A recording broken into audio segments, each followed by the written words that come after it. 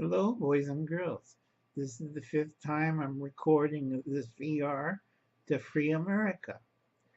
Now, this is a difficult subject for freedom means to me. You're talking to a well educated man who's trying to be a gentleman and be polite, who thinks everything in a calm, rational voice. But I have people stop by and interrupt me and give me their own personal opinion. I have a razor sharp crookery. Anybody interrupts me one more time is going to get beamed in the head with this. Okay, this is a VR about freedom and maybe a little bit of freedom of speech. Now, everybody throws the words around like the Democrats, and everybody says this or that. Throughout history, I read both sides, the victors and the losers, and how big people's heads get when they're thinking they're in the right. Well, it's a new kind of system. No, it isn't. Okay? Or it's better than this or better than that. If you do this, your car will be shinier, your head will be better. Okay? Now, as a constitutional republic, almost said monarchy. We're not Canada. But anyway, we are the only one who is a constitutional republic. Everybody else is democratic this or democratic that. See Hitler's group, the Nazis. They were democratic, very democratic, unless you didn't fit in one of those groups. Then your goose was cooked. Um, Everybody gets confused when they hear the word freedom of speech. Okay, what does freedom mean to me? You're asking the wrong person and you're going to get a serious answer. Can't feel freedom, all right, unless you're a free person, both in mind and body. Now, a lot of people best describes the body were the African Americans in early American history. They finally got their bodies free from slavery. Now, a lot of people don't understand why America needed slavery. This was pre-mechanicalization and pre-steam power. Now, as the years go by 1814, 1840 to 1850, the world changed. Why? They are starting to get mechanicalization and steam power. First technological advancement. Now, if you're living in the 1840s, they didn't have steam power. So to be horse, dog, mule, oxen to do all the dirty work. And you had a few slaves. Now, back in those days, a guy could clear and work the land up to about a third of an acre. After that, it was part of his family's job. Then we get a whole acre. Okay, now a lot of people don't understand it, and I'll try to explain in the other videos, but I always push the thing about Easter Island and Irish graves. And I hear people like, huh? It falls on deaf ears. Okay, and these people went to college or was trained as the soldiers, still haven't got the message. And this is basically a video, a VR response to Free America on freedom. Freedom is a double-edged sword or a double-edged blade about freedom and responsibility. Now, a lot of people likes the freedom, but they don't want to do the responsible part. You know, take out the garbage, cleaning up the mess, picking up the dog poo, being responsible. They want to drink wine, celebrate, have all the freedoms. I can smoke this, drink that, dance naked over there. No, you have both sides of the coin. You can't have freedom if you don't have responsibility. And the biggest example was the Whiskey Rebellion in 1789. Okay, a few years after the Revolution, they tried to we're making our own whiskey. We're not going to pay our own taxes to support the federal government. Screw you, Washington. And you know what George did? He raised the army and punched everybody in the head. Like the old Greeks, if you weren't a citizen, you were a subject or a slave, and you get your foot stomped. Now, for a little bit of taxation, take the taxes, you split it around the common good and see like roads were fixed, swamps were drained, you don't poo in big piles like in San Francisco all over the place, but in a toilet. You know, Washington first year was very tough because he had to put down the whiskey rebellion. Everybody else would ring, drinking whiskey and like, yeah, screw everybody, screw Washington, D.C. or Philadelphia. We want to do it our way. Well, that doesn't happen in the real world. Somebody had to pick up the responsibility and do it. And Washington did it and put down a rebellion and many other problems. When states got rowdy, Washington put down his foot. And he had the founding fathers to back him to straighten out this mess and create our wonderful nation as it is. Or we would have fallen back and gone back to King George III. Okay? Why we don't want to be a monarchy or a constitutional monarchy? Because we have the rights of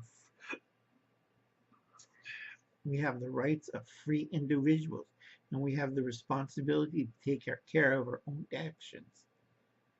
Now, nobody makes you to drink poison. Nobody makes you to own slaves. Nobody makes you to have sex with your 12-year-old daughter or niece or cousin. You know, nobody does that because we have freedom and we also have responsibility. Now, in the past, religion kept a key on us. So did monarchies or kingdoms. They kept control on the mass. Now, the mass sometimes make good decisions, and sometimes they make bad decisions. If you read the Bible, when Moses tried to lead his people out from the desert, what they did, oh, we're going to party with all this freedom. We're free from the Egyptians. We're party down and raise a cow and have a cow, man. Okay, it didn't work out too good for them. They ended up wandering through the desert for the next 40 years, being every kind of pain and suffering they can imagine. Because God was mad. And a lot of people don't understand that. If you have freedom, you have freedom of responsibility. That means cleaning up your mess, self-protection, self-feeding. It's all right to get aid from government and lawyers. That's not a problem. Okay, that was government's job. Everybody voted. Yes, we're going to take care of him because he served his nation or tribe, and we're going to help him out. He's our brother. He fought hard, lost a leg, lost an eye, got sick from horrible disease in our name. So we will protect him. Right now, we're doing a lousy job, and right now we have a lot of corporate. All they care is bottom budget. Cash, which is also illusion, which Kant in early days told him this represents me and silver. And a lot of people laughed and burned the money, paper money, first time it used, and Kant went around and like, excuse me, you burned up how much paper money? And they laughed. Well, we burned down what you say is worth 30 tons of silver. So he took 30 tons of heads. Okay, he took goat heads, horses' heads, people's heads, children's heads, anybody's head. And he took mostly from the aristocracy. Now, serfs, peasants, and low lighting orders, they were spared because they didn't have the, thought and mind of being greedy and being fat cat aristocratic. Hubbles cats dancing, yeah, go and go and go. That's why I like the Mongols. Okay, but they represented you're free to do what you want, but you better have the responsibility. And if you didn't follow the rules of hospitality, taking care of your enemy, and being polite and civil, Well, you ask everybody who was very uncivil to the Mongols and see what happened to them. Like that one town in Iraq who sent their emissary. The Mongols politely say, "We like to open free trade with you. We don't want to have open warfare. We know you're strong in the region. We don't want to cause this much damage." And you know what their response were? They killed the envoys and killed all the Mongol women and children in their baggage trains. So, you're Mongol, you're mad as hell. So, what do you think they did to that little Muslim town? They said they spare the minaret and they spared the Quran, but they lay waste to everybody else on the countryside. Even today, you go see satellite photos, the minaret's still standing there perfectly. Surrounding countryside looks like a nuclear bomb hit. Okay? They killed everything. They killed the dirt, they killed the trees, they killed the animals, they killed the water. They were So that went heard, and people are still wondering where all this white sand came from. It came from skulls. Okay, when the vultures came down, they shot them and killed them too, and added to them. So you could see one side of that Afghan area, or sorry, not Afghan, one side of that part of Iraq to the other. Only the minuet stand, and at that time it was full of Quran. Everything else was leveled, burnt, salted, drained, hauled, looted. There's nothing left except for about maybe 3 or 4 riders. And they were told, tell everybody what you see here nowadays. And they gave a description to the other um, Muslim groups what has happened.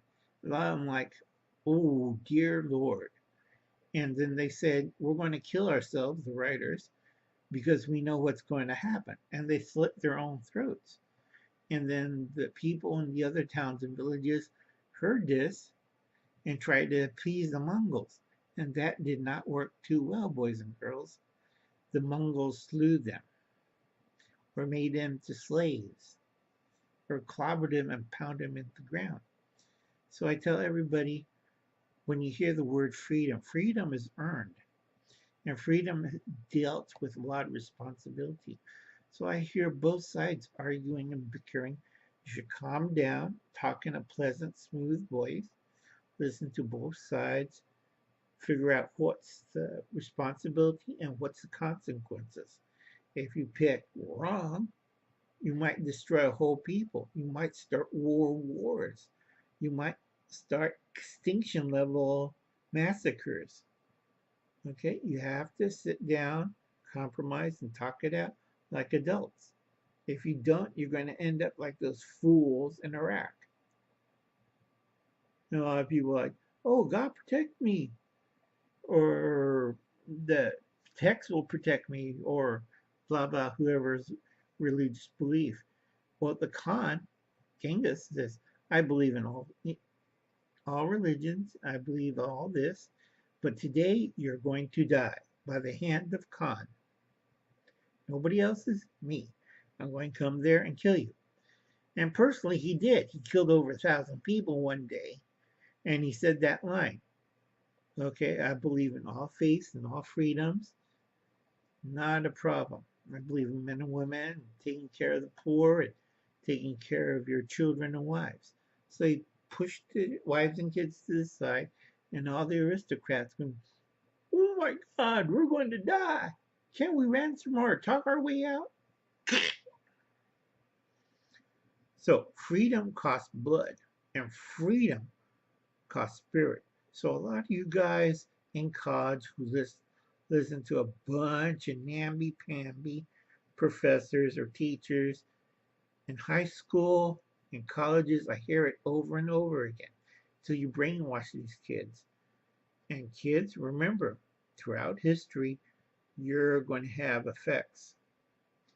Now, right now, the left's trying to maintain ground and push hard. And they don't understand this because you swing enough to one way, it'll swing the other way. Stop swinging. Stay in the middle. Okay?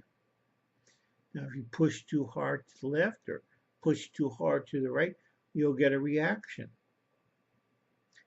Now, I'm going to end it there. This was what freedoms means to me to free America. I'm going to explain it clearly. Freedom is a two-sided coin. You have freedom and you have responsibility. You have the freedom of speech, but you also have the responsibility to understand that it may trigger some people into some idiotic actions. Now, unfortunately, right now, America's at the crossroads. The way I figure it, either side doesn't have a very good chance of survival. Even if you are liberal on the left, a socialist in Canada, you could be all sorts of things. But really, as a society, your days are numbered. Canada and America are bound to the hip. If one side goes, the other side goes. And we're lucky because we're not going to be like Russia and China. Russia is going to follow us in about 10 years later after we fell. So if downfall of America is about 50 years, same time we go, Canada goes like that. Mexico, probably same as Russia, within 10 years. A lot of people forget the three sister, and a lot of people forget the crazy aunt. China is the best one who will last about 75 years before they go into darkness. Like I said, a lot of people don't listen to Uncle Al, and a lot of people don't watch his videos, which is a shame because I need more supporters. And I doubt it. We're just following the path of going downhill. And remember, this is what most people in the world are. They're bucket heads. They only see the world through a bucket. Okay? They'll see their own viewpoint and they'll talk real loud until they can't hear anybody because of the bucket. Like Hubble's cat or some other people I know. Sorry, Hubbles, but it's a good point.